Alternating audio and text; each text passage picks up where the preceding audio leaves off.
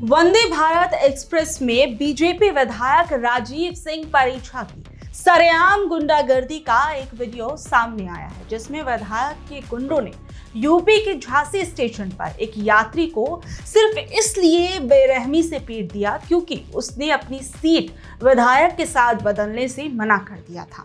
उसके साथ ऐसा क्यों हुआ? क्योंकि उसने विधायक का शाही फरमान नहीं माना। क्या यही जनता का राज है जिसका दम भरा जाता है?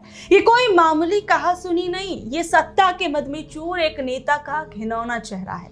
वंदे भारत जैसी देश की सबसे प्रीमियम ट्रेन के एग्जीक्यूटिव कोच में जहां आम आदमी भी चैन से यात्रा करने की उम्मीद करता है, वहां एक विधायक अपनी अकड़ दिखाने के लिए 7-8 गुंडों को लेकर एक अकेले यात्री जिसका नाम राजप्रकाश था, उसे पिटवाया जाता है। उसकी नाक में फ्रैक्चर हो गया, वो बुरी तरह जख्मी होने लगा। तो क्या ये वीआईपी कल्चर नहीं है? वहीं बीजेपी के विधायक जी का ये कहना है कि वो अपनी पत्नी और बेटे के साथ सीट नंबर 8, 50 और 51 पर बैठे थे।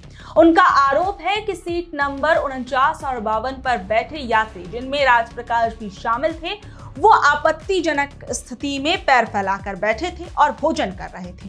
विधायक का कहना है कि उन्होंने यात्री से अपनी सीट पर आने को कहा ताकि वो परिवार के साथ बैठ सके।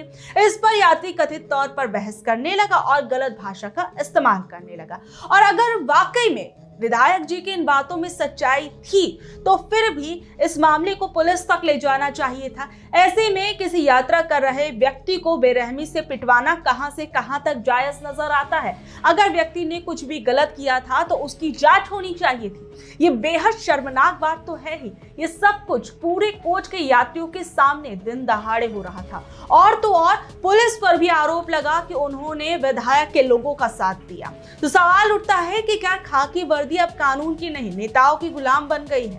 क्या वंदे भारत अब गुंडागर्दी भारत बन गई है, जहां विधायक और उसके गुंडे खुलेआम आतंक मचा रहे हैं? ये कैसा नया भारत है जहां जनता के चुने हुए प्रतिनिधि ही जनता पर कहर बरपा रहे हैं? जब देश की सबसे सुरक्षित मानी जाने वाली ट्रेन के एग्जीक्यूटिव कोच में यह हाल है, जहां सुरक्षा के सबसे बड़े दावे किए जाते हैं, तो सोचिए आम आदमी साधारण डिब्बों में कितना सुरक्षित होगा। ये दिखाता है कि इन नेताओं की रग रग में वीआईपी कल्चर और सत्ता का नशा कितना गहरा उतर चुका है। इन्हें लगता है कि जनता सिर्फ वोट डालने के लिए है और उसके बाद ये कुछ भी करने के लिए आजाद हो जाते हैं।